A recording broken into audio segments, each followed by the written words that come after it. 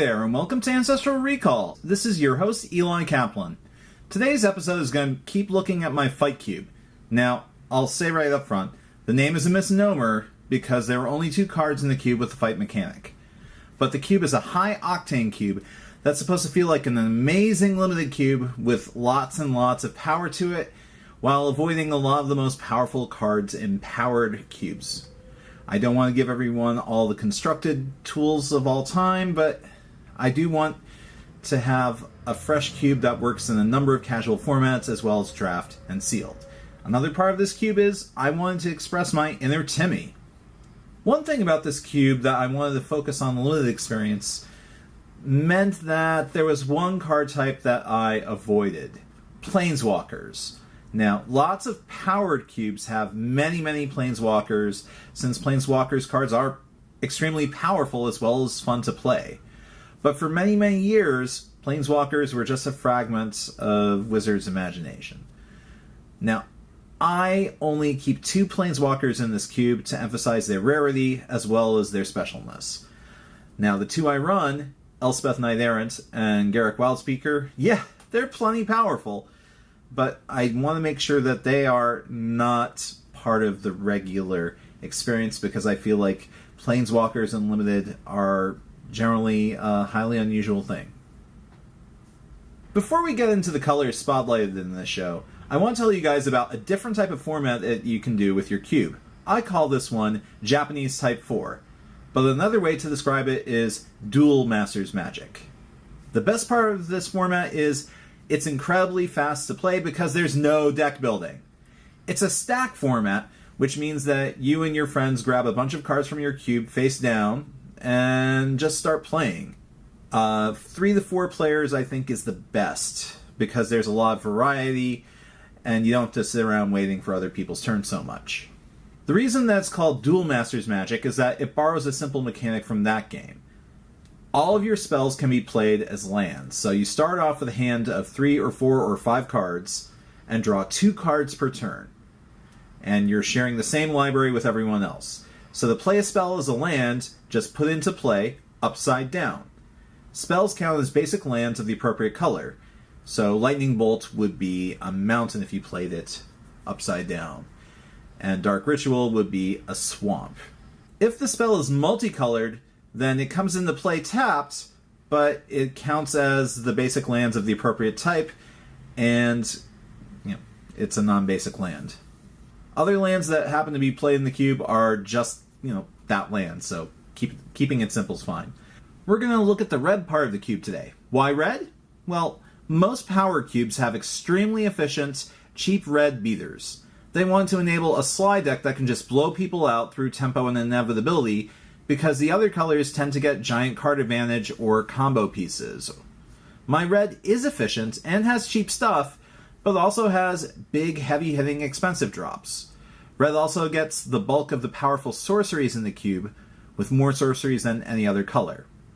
What works best in Power Cube is not what red fully represents. I want to embody the whole scope of red in this cube.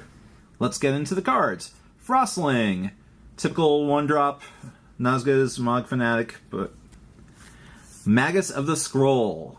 This is a very good card in slide decks. It's a little more risky than Curse Scroll because it's easier to remove, but hey, reusable shock, it's pretty awesome. Martyr of Ashes. Better for more big red decks. I think this guy's a really solid 1-drop. Spike Shot Elder. If you can find a way to make it bigger, well, this is going to be pretty damn nasty. But as it is, you really just have to find some way to work with it. It's not going to be enough on its own. Getting to our 2-drops. Goblin War Driver. Battle Cry. Yep, just a straightforward, awesome bear. Hearth Kami. So we have another bear that can take out an artifact. It's a little expensive to use, but I feel like, it's a pretty cool card. I like the art on it. Kargan Dragonlord. If you want to spend some time on making a giant investment, it's still a bear, if nothing else. So yeah, I'm a fan of this card. Mug War Marshal. I mean, if you just want to spit out guys for cheap, this is a good place to start. Play the Geopede. Yeah, this definitely is one of the most aggressive 2-drops in the cube. Pretty darn nasty. Unfortunately, there are no fetches, so it's not going to be that effective. Okay, wait, there's 2 Terramorphic Expanses, as you saw in the first episode. So, yeah, I guess that feeds it a little bit more.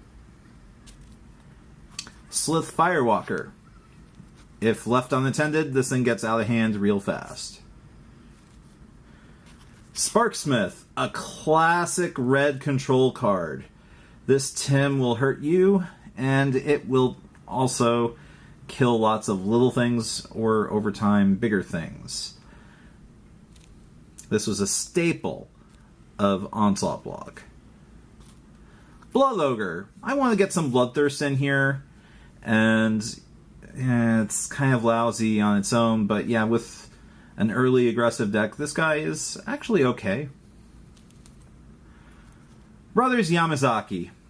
Okay. You know how I said that there are a couple cards where there's 2 of them in the cube? Well, Brothers of Yamazaki is a bit of an exception.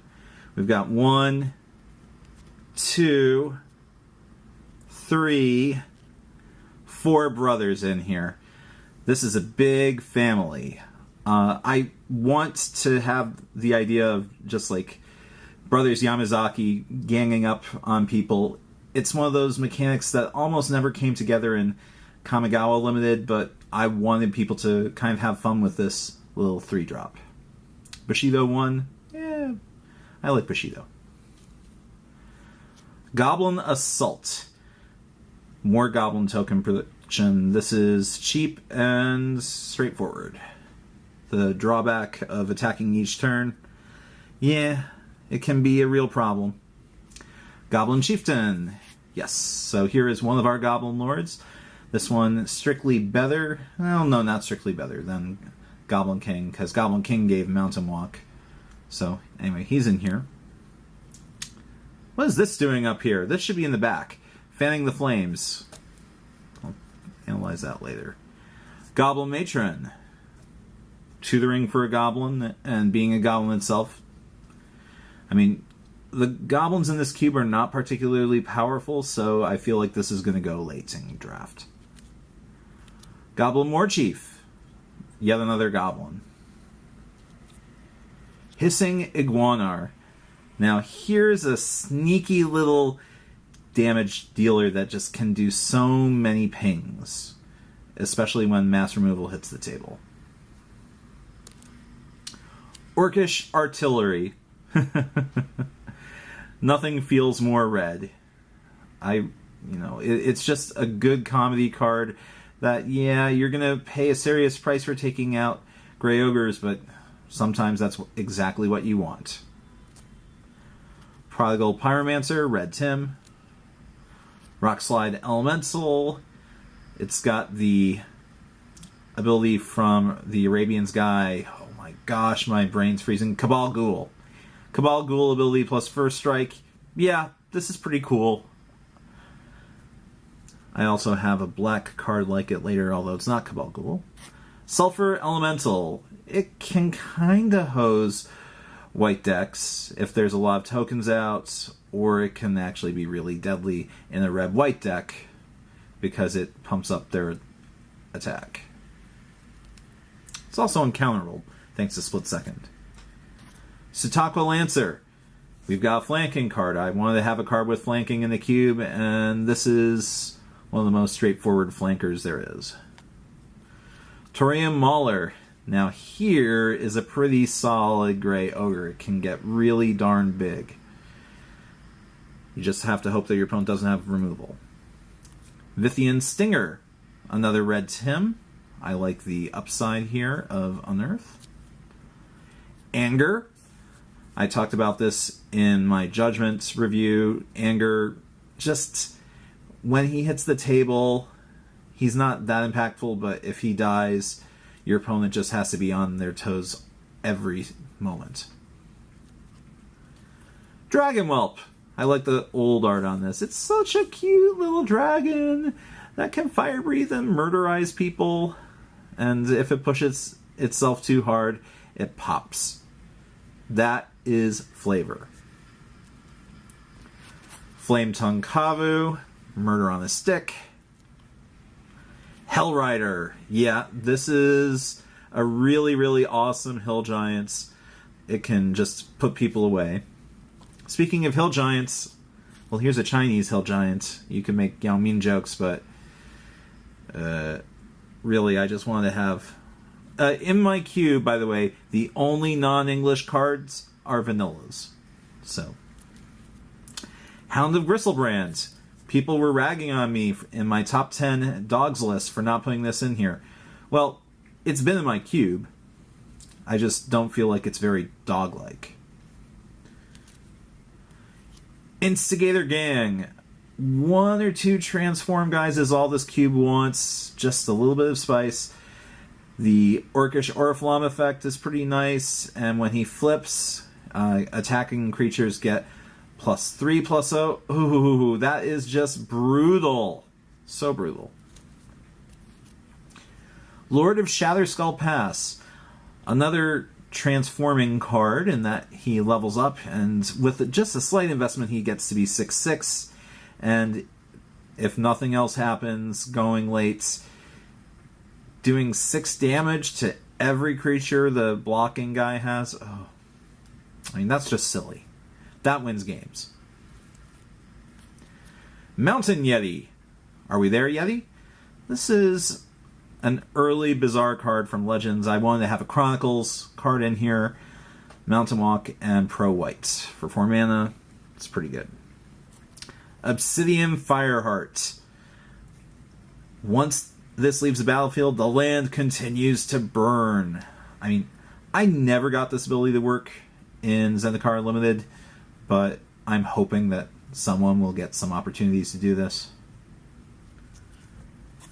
Wildfire Emissary, not nearly as good a 4-drop, but it does have Pro White, which is actually a nice little ability in this cube because there are a lot of really good white cards. Yuki Onna.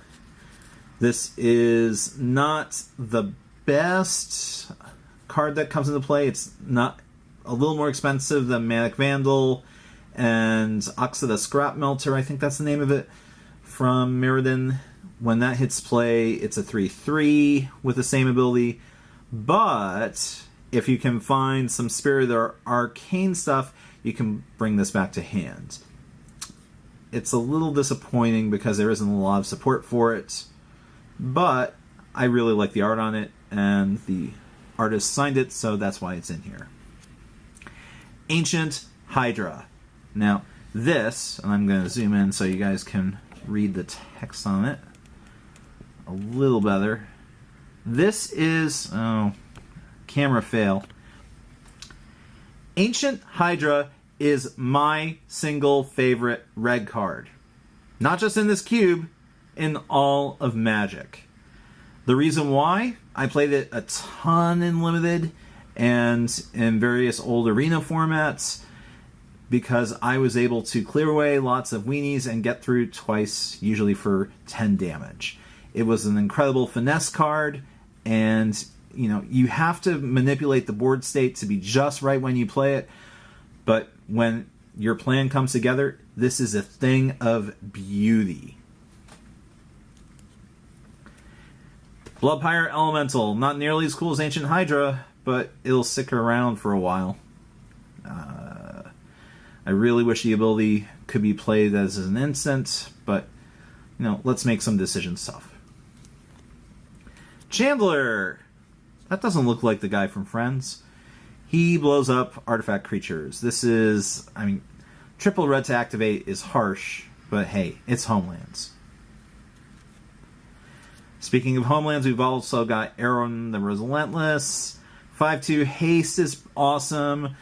Triple red for regenerate, yeah, that's not so great, but it can make a difference.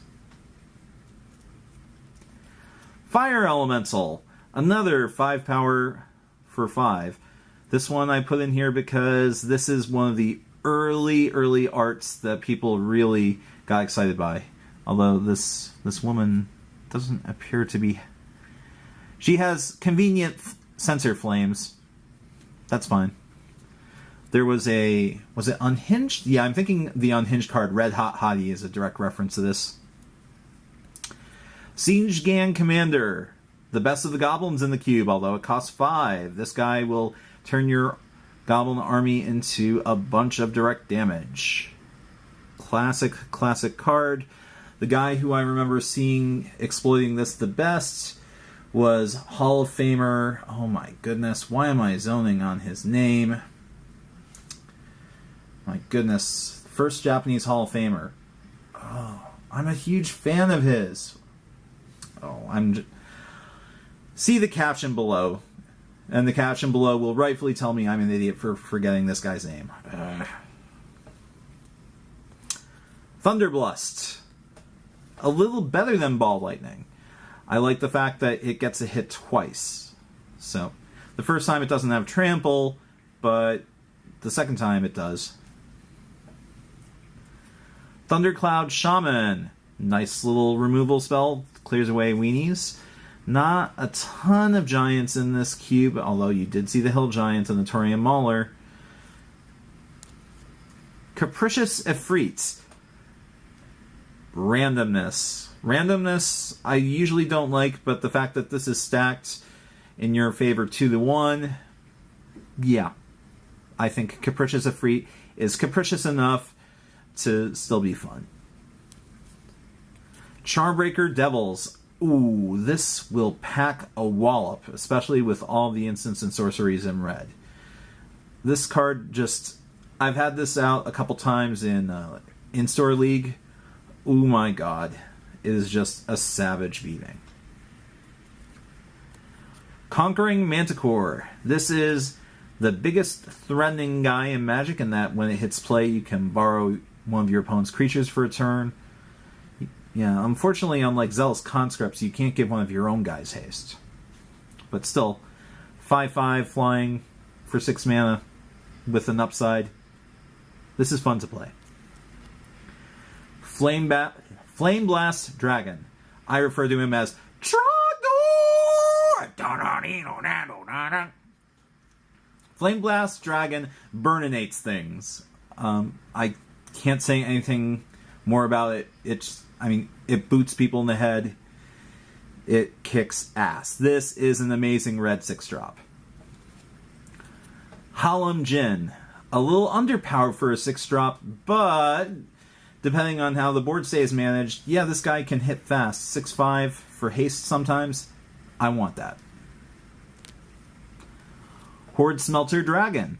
5/5, flying, and it blows up artifacts. And that will make it bigger. Lots of dragons in here, as you can see. Hostility. This turns burn spells into lots of silliness if they were aimed at their head. Hellkite Igniter. Now we're at 7 mana. Now we've got a 5/5 flying, and his fire breathing ability is not that great in this cube. Inferno Titan. Okay. I guess my cards are a little out of order. We got another 6-drop. Titan, one of the best Titans. I think he's the only Titan in this cube at the moment. Molten Steel Dragon. Hey, it's an artifact dragon. I want to have the whole panoply of dragons here. Well, not every dragon. I could have brought out one of my Zodiac Dragons and put it in here, but Zodiac Dragon's not good. Pardic Dragon. Suspend. And it rarely comes out when you want it to, but yeah, it's a fun little option. Rapacious One. There are a lot of X spells in this deck, and Rapacious One can really help make those X spells hit super hard. Shivan Dragon, the classic. Ridge Rannet. Yeah, so here we've got a lousy 7-drop, but it cycles. And that is something that is kind of cool. Achroma, Angel of Fury. Well, God. I mean, I've seen some horrible, horrible things happen with Achroma, Angel of Fury on the table, including, if you guys go and see my Tales from the feature match table, there's just one that makes me, facepalm every time. But Achroma, yeah, you can morph her. She's one of the better morphs in this cube. Scourge of Care Ridges. If you get tons and tons of mana, you're going to win the game. There's virtually nothing that enemy armies can do about this guy. Greater Gargadon. Here is one of the 10 drops. And okay, it's not an amazing 10 drop, but it's a reasonable 1 drop for suspend if you get it on turn 1. It's okay on turn 2 or 3. And it really ramps up the tension of the game. This definitely will have players telling stories about their matches afterwards. On to our spells. We've got Brute Force. Yeah, we've got a combat trick for red. And, by the way, green actually doesn't get giant growth in this cube. Funny, but red does. Burst Lightning. Here is one of our burn spells. There are many, many burn spells in here that are 1 mana. Here's another one, Firebolt, with the flashback. So this could also be 4 damage to a creature or player for 6 mana. Genju of the Spires. Good against decks with lots of removal. This will definitely be able to hurt if it ever gets to connect. And if it gets blocked, well, you lose a land. Lava Spike. Yeah, I mean, I do want people to have the all-in, red deck wins deck. And this is there for that. Lightning Bolts. No questions asked. Seal of Fire. Just paying a red and having it out there gives you options. Shock, not as hot, but Blood Frenzy. The reason I have this seemingly innocuous trick in the deck is, and I'm not sure, they may have eroded it, but what you do is, when your opponent attacks, after damage is dealt, but before the end of combat, play this. And then they end up destroying the attacking creature.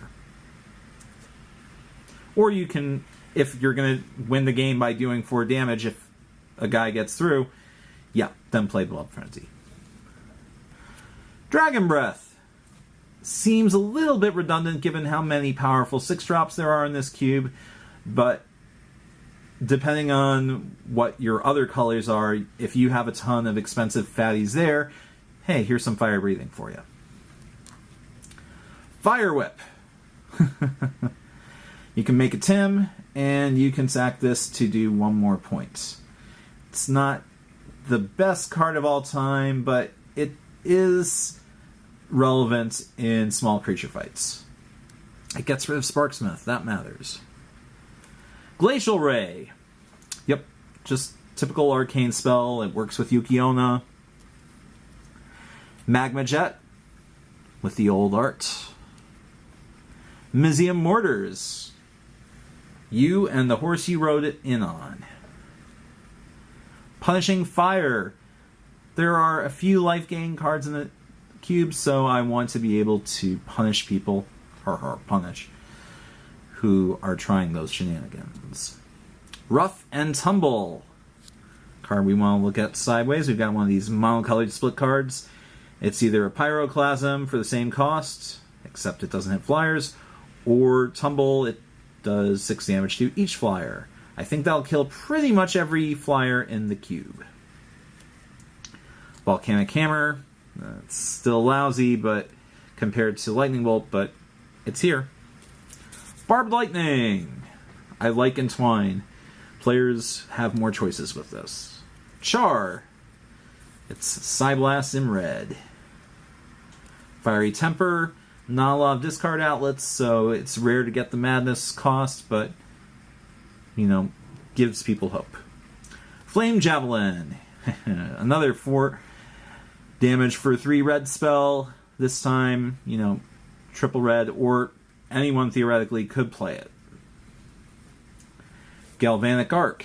Here's a interesting lightning bolts.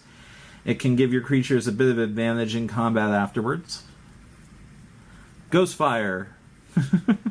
The colorless 3-mana lightning bolt. I like the frame on it.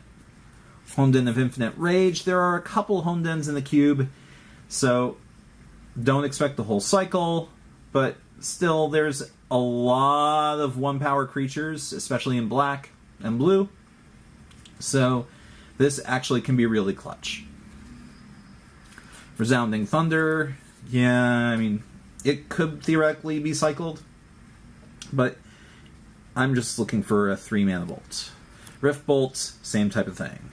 Stone Rain. Yeah, this can hit Karus, and there's a couple Karus in the cube. I think that's the most abusive land in here. I'm not a huge fan of this spell, and it's not a great card for this cube, but sometimes you'll want it. Threaten. No questions asked. This is the simple version.